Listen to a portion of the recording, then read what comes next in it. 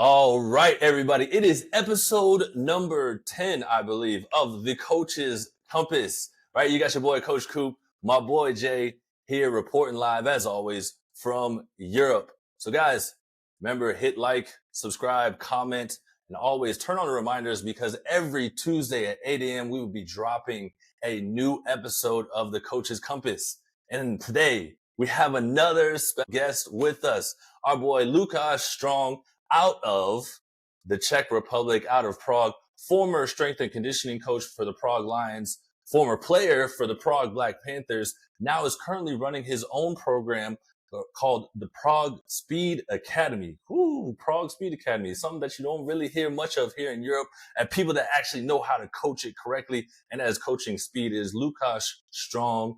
And man, a huge resume of people that you have spent time learning from, but also people that you have spent time working with. Now, I had the opportunity to play this year with Shaz, and he has done nothing but speak highly of all the work you have done and all the stuff he has learned from you, not only just on the speed side, but the strength side, and just all the people that you're working with. You're working with hockey players, you're working with handball, you're working with football, you're working with what you guys call football, soccer too. But not only that, you got a chance to spend some time underneath Les Spellman. And if you don't know, I mean, for most of the people that are watching, they're big in this strength conditioning world. They're big in the speed world. Les Spellman is probably one of the top guys in the industry teaching speed over in America. And you got time to spend underneath him. So, Lukas, what got you into this? Okay, first of all, I appreciate the invite here to talk with you. I gotta buy something for Shaz to talking that nice about me. First of all, from what you said, I'm a former football player in Europe, which is different. And as an undersized player, because I'm small, I had to work a lot on my training, on my speed, and I had no guidance. So I made a lot of mistakes, and I learned everything on my own. So I just opened up Google and tried everything online. Of course, I have like certification in Czech Republic, but I studied everything from college coaches. Everything from my education was from States, and I think that separates me a little bit from other coaches in here in Prague. So, as a football player, the training is different than soccer player, or as we call it, football here, because it's more strength training, and we were not used to this in here. So everything changed for me, and I played 5 years in Black Panthers, and it was a huge experience. I gained a lot of friends, and then I just said I maybe like just strength training more than the football because I spent so much time in the gym and it became my life. So I just started 100% just working as a coach. As every coach, probably I start in commercial gym. Then I got some soccer players, some combat athletes, and then the circle was full when I came back to football and I connected with Prague Lions. I helped them with Czech title. We won the championship here. There, I met Shaz because he was quarterback for them. And for all, it changed my life because it's completely different. And for that experience with Les Spellman, as you mentioned here, it was all, I gotta say it was all done by a head coach of Prague Lions, who is not there right now. But Zach Harrod, we had a little deal that he took me into the States and he connected me with great people there. A lot of coaches who were working on their own, or USC coaches. So that was like Disney World for me because I was just studying it online, and then I saw it in my eyes. I was like, "Fuck, this is completely different." The atmosphere was great. So it was probably, I think it was a little bit not guaranteed that I'm gonna meet Les Spellman, but he was there on the UCLA campus. He was working with athletes and preparing them for draft. And as I said, it was all done by Zach Harrod, but he connected me with him, and I had the best possibility to watch him as he worked with those athletes. And that was something, I gotta say. But I was familiar with his work because, as I said, I studied online. So I knew his methods and what he's teaching. It's different. It's different to see it in your own, like to be there and see everything with your own eyes. That's something else. Yeah, for sure. I mean, all of us, I mean, if you spend a little bit of time over here in Europe, you know who Zach is, former head coach of the Prague Lions. Shout out to him because all you really hear right now is bad things about him. But shout Sorry, out to him guys, for it's like helping that you. right now. Yeah, yeah. So a lot of people don't know. We heard he went through a little bit of trouble with the Prague Lions, but fortunately he was there to help you and take you to the States and be able to, get you in front of some of these important top people. Now, when you were over at USC and UCLA, what are some of the biggest differences you saw in the stuff that they have access to compared to what we have access to in the States? No, the equipment is crazy. I'm not gonna lie. The equipment is crazy. Those fields, like in Europe, it's not easy to get some where you can run. You have to rent the field. You have to pay for everything. You have to ask those soccer clubs if you can go there and train there.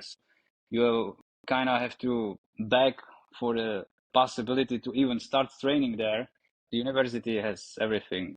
And I think the biggest game changer there is because it's connected to the school. So for those players there, it's a chance to get some good scholarship or education on great schools. And here in Europe, we don't have it. So if you're going to high school, you have to travel across the city to get some training in club where you have to pay the fee. It's different. So the biggest thing I saw there was like, okay, the thing that is connected with the school makes everything different because they working hard because they want to, even if they don't make it as a football player, it can change their life. So that's the biggest difference here and in the States for me. Now, with what you learned, obviously you spent time over there learning under Les. What have you taken from that and now brought back to what you're doing with the Prague Speed Academy? Uh, he's a very charismatic guy. He's like calm. That was good for me. I liked it. That he was not yelling on the players and the level of details. The level of details he's working with them and a lot of things he can see just with his eyes. For me, it's still necessary to have the video so I can record the player as he's running and then in slow motion I can just see it. But he's so fast at analyzing the player who's running. As I said, the details, not just in the technique, but in the numbers. Like everything is measured, everything is data based. It was like very professional, and I just like, okay, this is not just like a couple of guys running sprints. The Q is not run fast, but he has so much knowledge. It was crazy. But as I said, the vibe, it was not like he was not yelling. It was friendly. That I like. So you can just put your music you like and be calm and just working on the details, even if you are a professional player. I like that. So what type of details did you think that he focused on more than like what you see normally focused on here in Europe? Because obviously, like we said, like it's different here and what they have access to, like the equipment, you have the speed gates, you have the catapults, they have all these different types of things that they can work with back in the stateside. And you're obviously taking a lot of those things and bringing them over here and using the detail, but saying also you need to use a little bit more video because you don't have the same eye that he has yet. But like, how are you measuring it, and what are you using to measure these, and what details are you focusing on? The time I was there, it was before draft, so they were working a lot of 3-point stands. And if you put European guy in 3-point stands, it's crazy. We don't know that. If you're not doing track and field here, you probably know that from your teams. We don't know how to do 3-point. But they were working on just on the stands for hours. Even just one step. Stands and one step can be one training. So that's the level of the detail. They can just do 100 of reps or just how to set up the 3-point stance before you start your 40-yard dash. That also, he has that equipment as the timing system for sprints. That's what I said to myself, okay, I can buy that for Prague Speed Academy, which I found it when I came back to Czech Republic. We have some kind of equipment. We bought a timing system, and so we're measuring 10-yard sprints, 10-yard flies, 40-yard dash. We can do some profiling if you are good on acceleration or top speed, what you have to work on, put it in your program. Again, retest it, see if you got better. We gotta do what we can do with equipment we can buy. So we don't have that high level of equipment, but we still have something we can work with. And even just video is a great equipment. Everyone who has an iPhone can become like analyzing coach of sprints just with camera. So when you're looking at max acceleration, max velocity, linear speed stuff, how are you seeing where somebody is like failing at or has a lag in and being able to build up that certain area? Because if we look at max velocity, we look at max acceleration, we look at top end speed, we look at ground contact, force production, all these different types of things that just go into running. Where you see somebody lagging at, how are you improving that area, and what type of drills are you putting them through? First of all, you can see the times. If you know average time of your players, you can see if you are better at acceleration or top speed than others. That's how you can just really fast say, okay, you are good at it or not. Because I cannot use NFL numbers. They are different. So I had to make my own charts of what's average, what's below average, and what's good. Because I cannot just Google top 10 yards dash from NFL because it's not the same. This is like legit advice for European coaches. You gotta make your own standards with people you coach. So it took me a while, but right now I know what's good for Czech athlete at 28, like the age and the training experience and the sport. Like I can make my own charts. So if I just do the times, I can see if it's good, what's quality is good and what's not. It's also the technique. Shout out to Coach Corey Chapman. He's a strength and conditioning guy from Stuttgart, and he showed me the view motion system. I don't know if you know it, but it's an AI which helped me to analyze the ground contact, airtime, stride frequency, stride length, and everything. That software helps a lot because you can do it on your own, frame by frame, but it's taking for hours. I don't have that time, so that software is great. So I can just take video of that sprint, put it in that software. It helps me with analyzing the times and all those numbers. And again, I can make my own standard. Like, what's the good times, seconds for ground contact for my guys, and then I just redo the program. And you asked about the drills, so probably a lot of less stuff from his programming, like resisted sprints, different position for starts, and probably the biggest change for every athlete I train is that you actually go and train sprints. A lot of guys just spend their time in the gym. If they contact me like, hey, look, I want to be good in speed training. So, okay, we actually have to go outside and train the speed twice a week, maybe 3 times a week. I don't know how much time you got, but squats doesn't make you a good sprinter. So it's different. I'm glad I'm glad you say that, because some people will go in there and say they're doing speed training and never run fast or never go out and run at their fastest capability. They'll just do some some A skips, some plyometrics, and then all right, well, I can run fast from here. Never tested again. I know Jay experiences that a lot. All those drills you said are great, but it's just like part of the training, and you have to actually run fast to get faster. Right.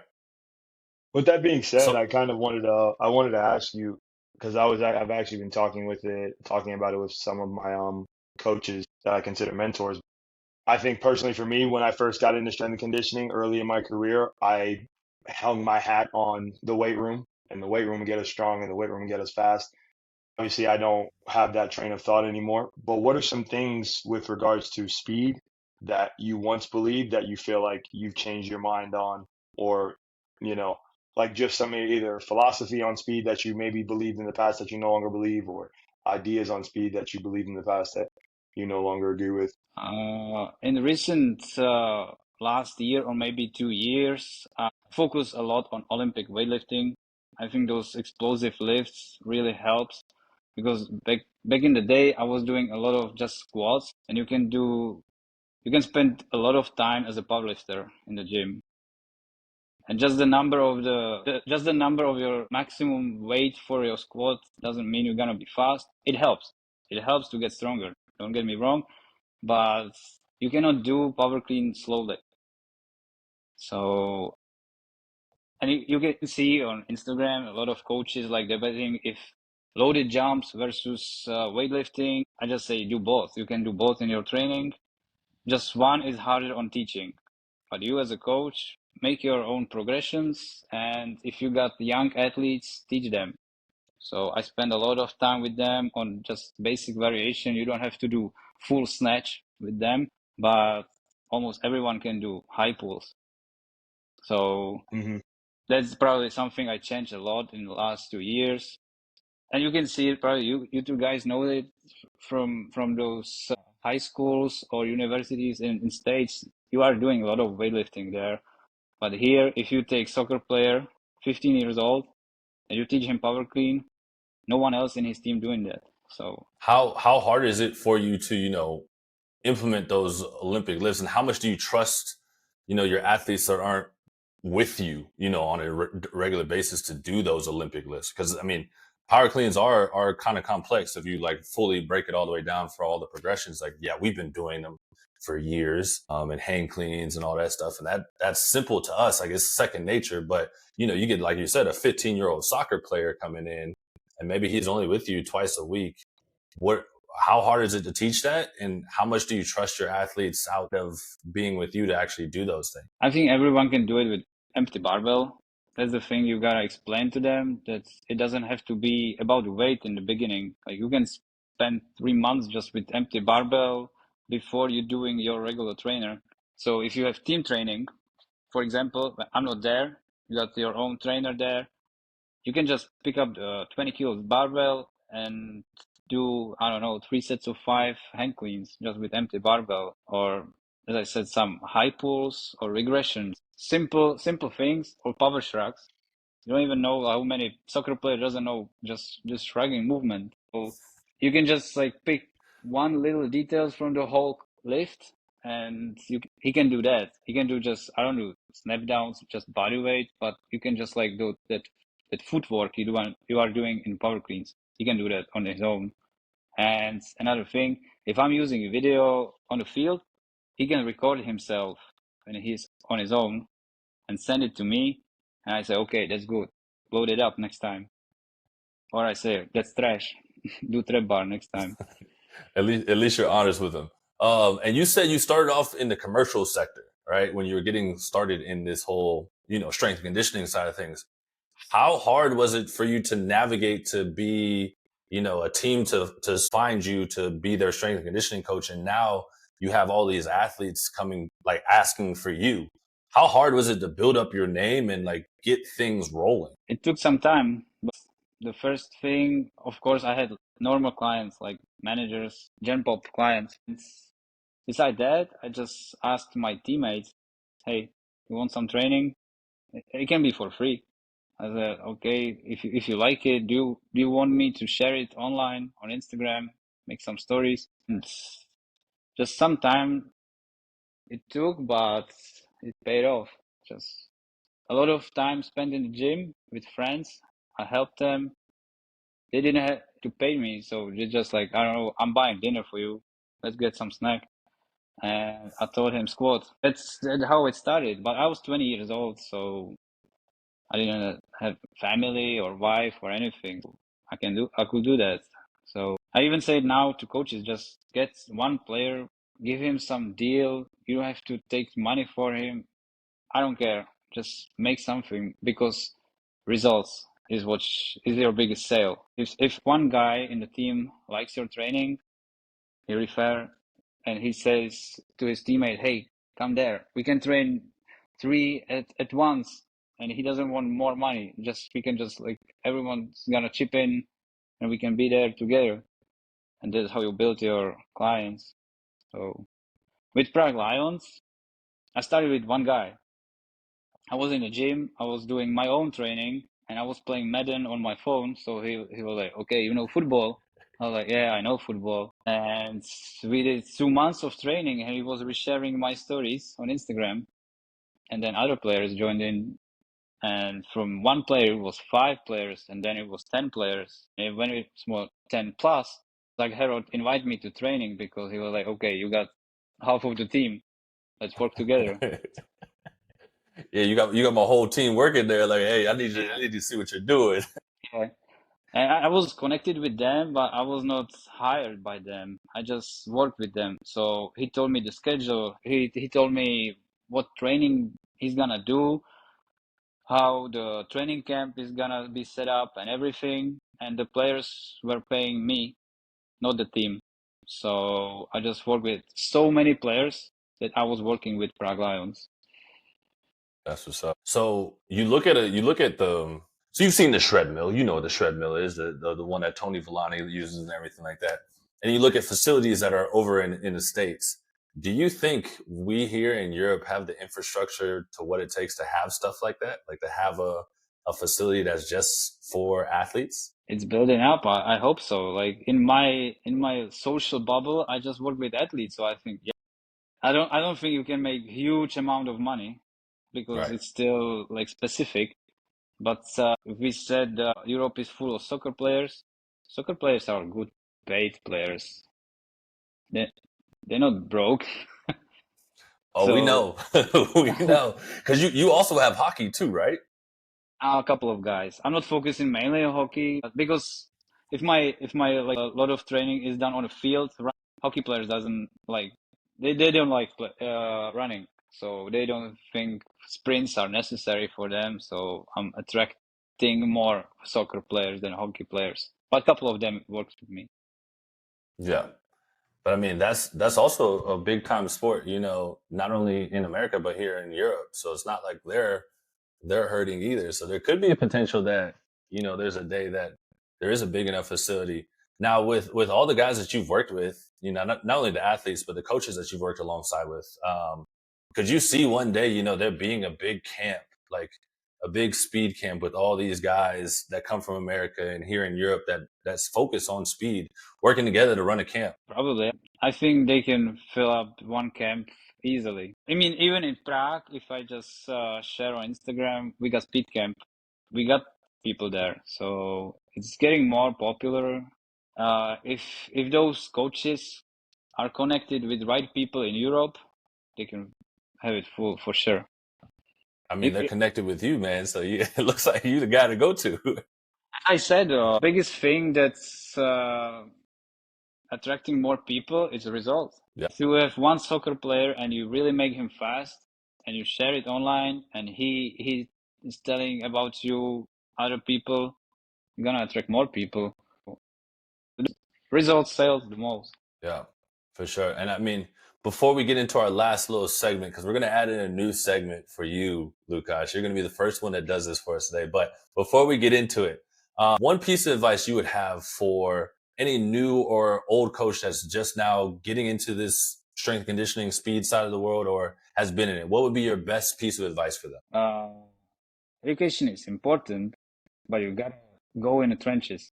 You gotta really train those people, make mistakes, learn from them, repeat, and make it better next time. That's just how you learn it. If I look at my trainings in 5 years ago, segment, it was not good.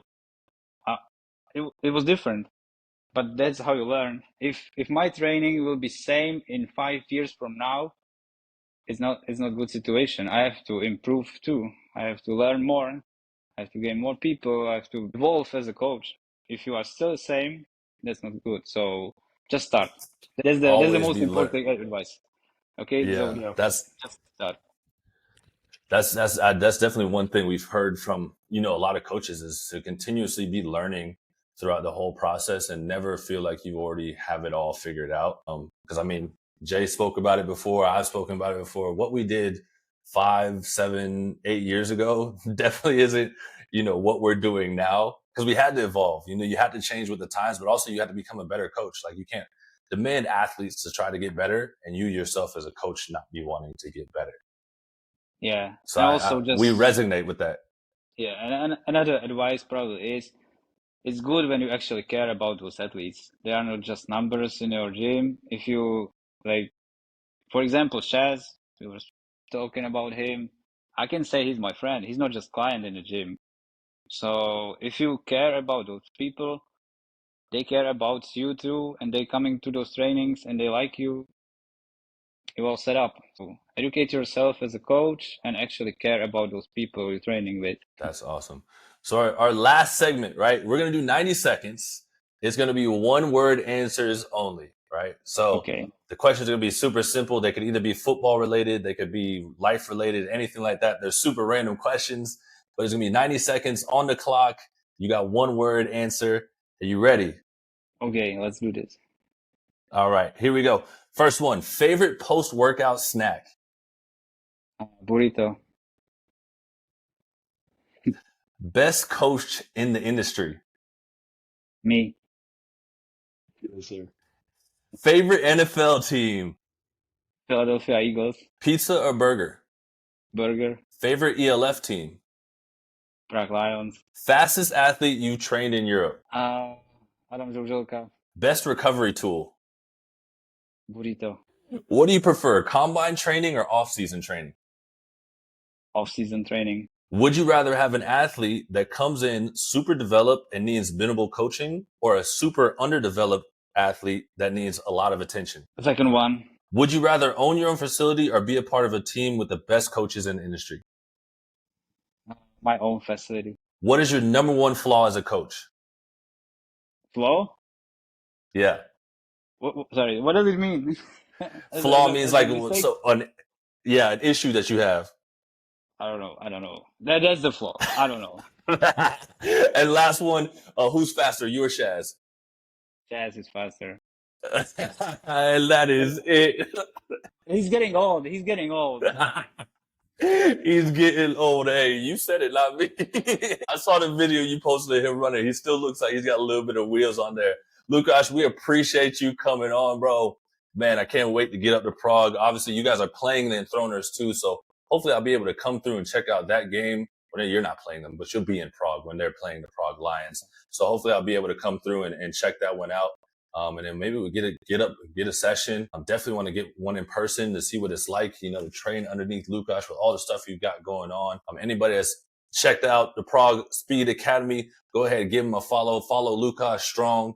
He's doing a lot of great work over there in Prague. And always remember, hit the like button, comment, subscribe, and stay tuned every Tuesday as we drop a new episode at 8 a.m. And that is episode 10.